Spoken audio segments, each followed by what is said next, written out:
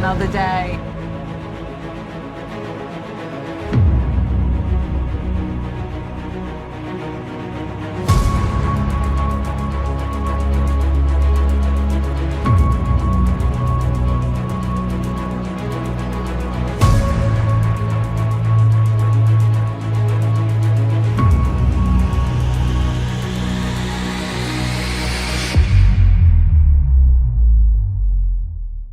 In today's episode, we are going to be travelling up to Hue. We're leaving from Hoi An and we are going to be catching the train. Just to run you through the missions that we're going to be doing, we are taking a scenic train journey, which we'll talk about. We've got a luxury stay, which our first one on our travels, the first 5-star hotel. We're hiring a scooter and doing exploration, and on our scooter we wanted to visit the palace as well, the Imperial Palace, and the abandoned adventure water park was really important for us. We did a culinary quest, which is a little bit fun and wild, didn't go quite so well. We've got the mall expeditions, as we always do the malls, we love them. And of course, we've got the night bus experience back out and up to Hanoi. In this episode, also, we wanted to give you a breakdown of our feelings of the train journey, what we thought of Hue, and whether we stayed for 5 days, whether 5 days in Hue is too long, the right time, or, just how long we would stay if we did it again. So should we start with the train journey? Yeah. The train journey was epic from start to finish, wasn't it? It was, yeah. So we jumped in a cab, from Da Nang. No, from Hoi An. From Hoi An. To Da Nang. To the train station. We got to the train station. We jumped on the train. How easy was it to book the tickets? Oh, it was so easy. So where did we book tickets through? We just booked them direct in through the actual Vietnamese train travel company, which is really easy to find on Google, and it was just so simple. It was. The train station was perfect, wasn't it? Showed your ticket, showed your tickets, yep. Sat down for about 10 minutes, told you which platform, jumped on the train, and we'd got seats booked as well. I don't know whether that's a necessity, but you'd like to get your seats booked. Yeah, I think seats automatically came booked. The actual train itself cost us around about, if I recall it was around about £13 each. And I thought that was good value, because what was the train journey? What was it like? It was incredible. The train was really clean. We got in our seats. Our carriage wasn't full either. I think they had a train person per carriage as well to make sure everything was... Conductor maybe? Yeah, it was all okay. They also had a community cart, which we went off to explore. And it had books that you could read. It had a live singer. It had food, it had water, and it was decorated like out of this world. It was, yeah. And what was the live singer like? I thought she was really good. She was really good, wasn't she? Yeah. She was really good. It was really cool. It's definitely an experience that I would tell you to do.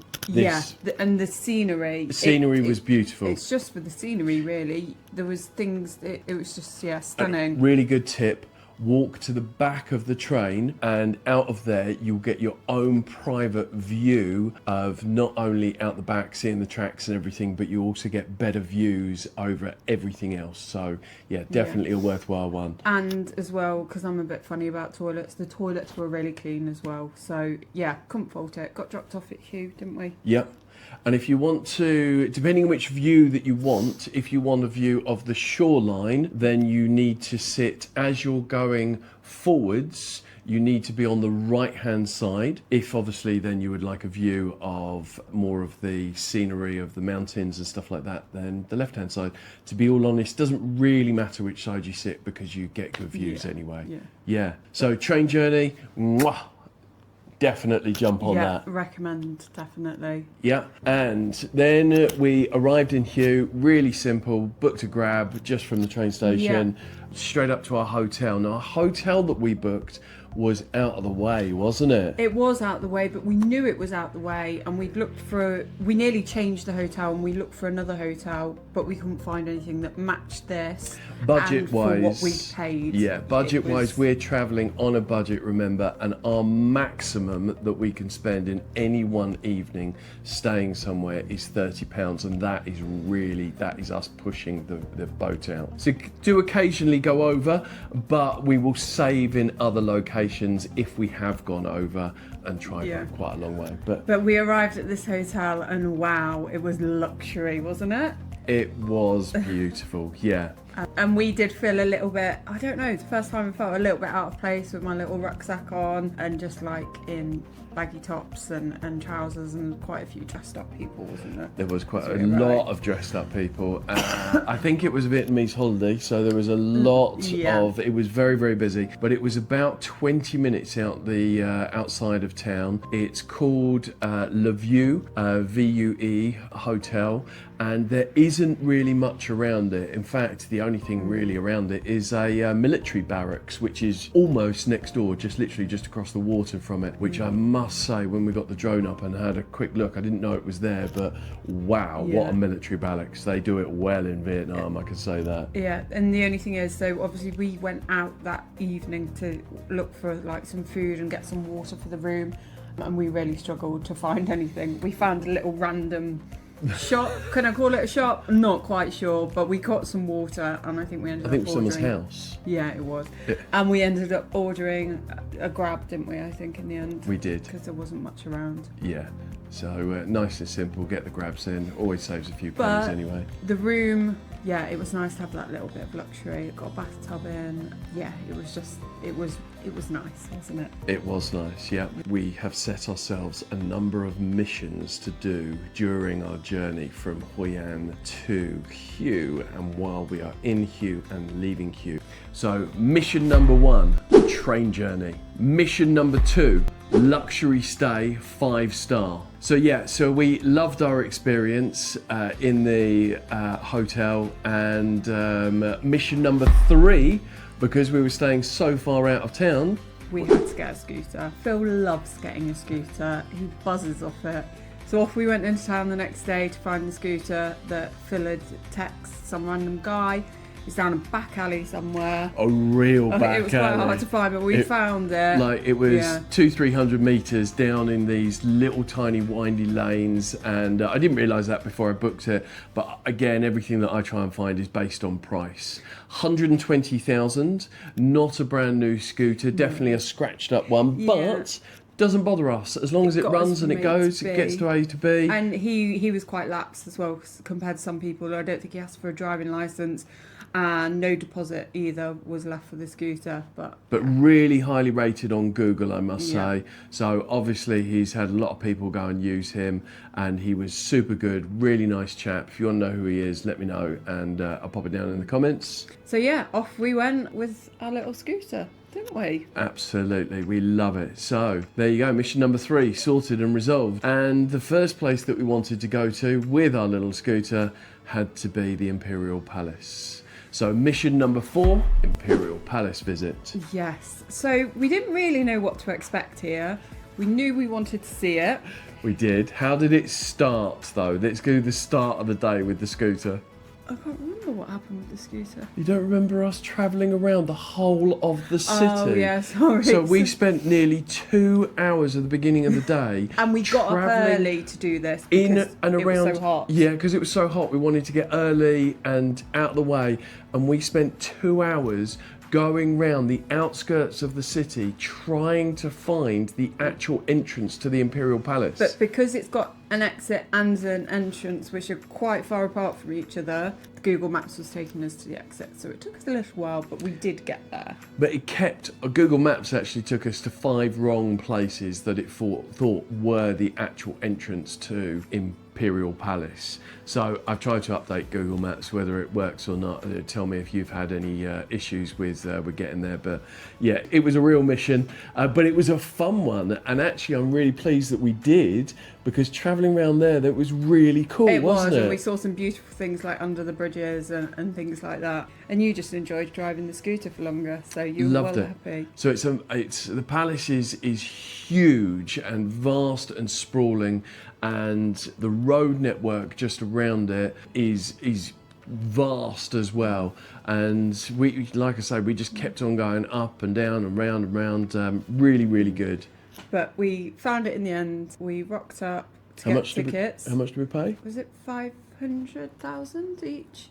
I don't think it was 500. I think it was 200 each. Yeah, I think it was like 200 or 250,000 each. But you could have got a combination ticket, which I think allowed you into the tombs as well, which was like 500,000. But we literally just wanted to do the palace, and it was scorching hot, wasn't it? It was just, oh my God, out of this world. But for the 200,000 that we actually paid, we felt that was ultimate value. It was perfect value. So we started off, and like I said, we didn't really know what to expect, but this place just kept going on and on and on and on. You need a good 4 to 5 hours to get that whole palace done. I would say so, especially if you bought the more expensive ticket. It is brilliant, a definite worthwhile. I would strongly suggest anyone that is visiting you, it's a must do. It's beautiful as well, and like I said, if you mark out a whole day for it, you can take it at your own pace. We did unfortunately miss some gardens off, but it was getting to 12 o'clock peak sunshine, and yeah, I just couldn't cope with that. And the amount of steps that you're going to get in at this place, wow, phenomenal. And there was a lot of practicing with guards and stuff like that, wasn't there, while we were there? Yeah. You know, they were doing some marches and playing some bands and stuff, so that was really cool to see. We saw it from afar, and very, very nice. Yeah. So yeah, a definite one is the Imperial Palace while you're in Hugh. Mission number 5 was to visit the abandoned water park, which was awesome. I didn't really think it'd be that awesome. And again, it's just, how did that start? We went the wrong way again. But why did we go the wrong way? Well, who sent us the wrong way yet again? Google Maps. And I'm a massive fan of Google Maps, but I'm afraid Google is failing all over the place at the moment. Anyway, I don't know what's starting to happen. We found it. But yeah, just be careful. If you're going there, there is 2 entrances. One of them is blocked off and the other one is very much accessible. Yeah. So just be careful. If you need to know, just message and I'll let you know which one is the actual entrance. And it is free to get in. We parked our scooter up and there's a few locals like selling water, beer and things like that. And they do ask for a donation as well if you're happy with it. We stopped, we had a drink before and we had a drink after as well. And they were really nice and friendly, but just to know it is free to get in. But as well as just being the abandoned water park, it was a lovely walk, really round the lake, and it was nice because it had a bit of a breeze. You could stop off, have a sit down, and it was just stunning. Rather than making a donation, if you wanted to, you can rent one of their bikes and you can cycle around it. Yeah, so it's probably, I'm just going to estimate at about 3 kilometres to wander around it, but a very, very nice walk, really well paved. Yeah, strongly, again, recommend for anyone that enjoys walking, anyone that obviously wants to go and see it anyway. It's a real, it was weird. Spectacle. It was weird. It was a little bit eerie at the slides and that, but the dragon, the main feature, was stunning. It was amazing to see. Yeah, a definite worthwhile. So mission number 6 was we needed to go and eat something that we've never eaten before, and it needed to try and be as weird as possible. So we went into town one night and we thought we'd go to the local market. And H looked it up and I looked it up on Google and it said that there was a brilliant and fantastic market. Where was the market? Nowhere to be seen. Nowhere. And it was it the weekend or was it a Thursday? It was, I can't remember. But it wasn't there anyway. It said it was open. So. And what was there instead? There was a book show. There was a little book stall going off. Like one stall, just selling some books, some secondhand books. Very random. Very, very random anyway. So yeah, we didn't get to eat anything from there, so we wandered around for an hour or so, and we found this very, very traditional Vietnamese fish place. So we went in, and unfortunately it was all in Vietnamese, the menus, which is fine. We tried to then translate it off our phones. What did it say when you read everything? Like every other one was... It was like blood soup or something like that in it. So yeah, at this point I'm thinking, can we just vacate? But no, we couldn't. We had to do the mission. So yeah, so we ended up ordering two things. One was some rice so that we could actually eat, just in case we didn't like the other food. And the other one was... and it was called, well, it translated on the menu like fried fish pancake or something like that. So I presumed it was going to be like the Vietnamese pancakes, great with some fresh fish. But it didn't turn out that way. The fish was like, all I can say was like a process. It was basically bloods and guts, yeah, okay, from all of the fishes that you can possibly imagine.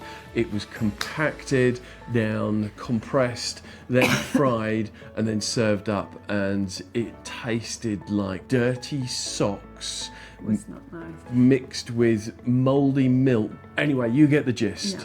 Just wasn't for us, was it? And we're surrounded at this point by, so this is how local it was. So it's all men in there, all with their friends, having massive dinners with chicken's feet and everything going off, drinking so much beer. All the beer cans are just thrown on the floor. I think we felt a little bit out of place. Like, we like to try local food and get stuck in, but this was maybe a little bit too far for us.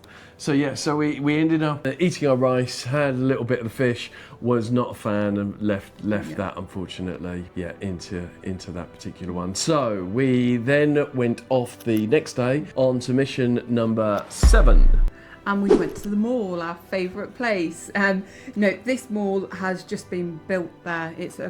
It's new, isn't it? Brand spanking new, and probably the best mall in Vietnam. Yeah, Vietnam just know how to do malls, don't they? That we've found so far. They just know. Southeast Asia, full stop. Yeah. So off we went on a mall expedition. Yeah, loved it. Great.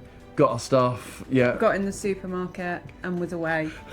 We love the supermarket in there. It's incredible. So yeah, the mall is actually quite close to the hotel, the View Hotel. So yeah, if you're going to be up that part of the world, if you did want to walk down to the mall, it's probably about a 10-minute walk. Obviously, scootering down, it's a minute or 2 minutes. So yeah, again, definitely worthwhile checking it out. And it worked well because we could get our water and everything from there. Nice and simple. Okay, so mission number 8. This was leaving Hugh and catching the night bus. Which is my favourite thing. It is like travelling first class. You've got a bed, you can lie down, you can chill. This time though, we did a bit more research. Actually, we'll pop in the comments who we used for the night bus company, because it was a new app that I'd found that someone had recommended. It worked amazing. It was better than One2Go, who we've booked with previously, wasn't it? Really good, yeah. Well, having said that, you could download the app. I couldn't download the app, so very weird. I booked it, and anyway, this bus had like 4.7 stars, so we were going with that bus. They communicated with us. You could track the bus where it was before it picked you up. It was great. Got on the bus, didn't we? Mm-hmm. And off we went. Yeah. Our first night bus. You got how much sleep? I slept the entire way. It was just amazing. Great. I slept for about 30 minutes, yeah. Unfortunately, I'm 6'1", and it is a little bit too small for me. Plus, I have one of my bags in there, my laptop bag, and I was just a little bit cramped. I think also I wanted to see. I was looking around. I get a bit, jittery. So yeah, I was just there, and it was what it was. But anyway, it was definitely good, and I would still strongly recommend and give it a full 5 stars. I don't think it was that night bus. I don't think I would have slept on any. And that was us. We then arrived in Hanoi. Yes. So let's give our overview of Hue, and we stayed, as to remind you, for 5 days there, 4 nights, 5 days. Do you think that's too long? No, there was plenty to do. Okay, again, we like the long, slow travel. So for us, 5 days, I think was really good. And the other thing is, do not miss Hue off your list. I think a lot of people and a lot of travellers come to Vietnam and miss that. It's got a lot of history, got amazing things to do. My personal opinion, 5 days was probably 1 day too long. I think that we could have come back down into 3 nights, 4 days would have been fine. But for anyone travelling through, we know that most people just stay for 1 night and get it done. I think that is more than enough, and I think you can easily get it done that way. But if you really want to see that little bit extra of Hue, I'd probably go in for 2 nights. It is a really nice place, definitely worthwhile. Do not miss it off your list. So all I've got to say is thank you very much for watching, And we'll see you soon. Bosh.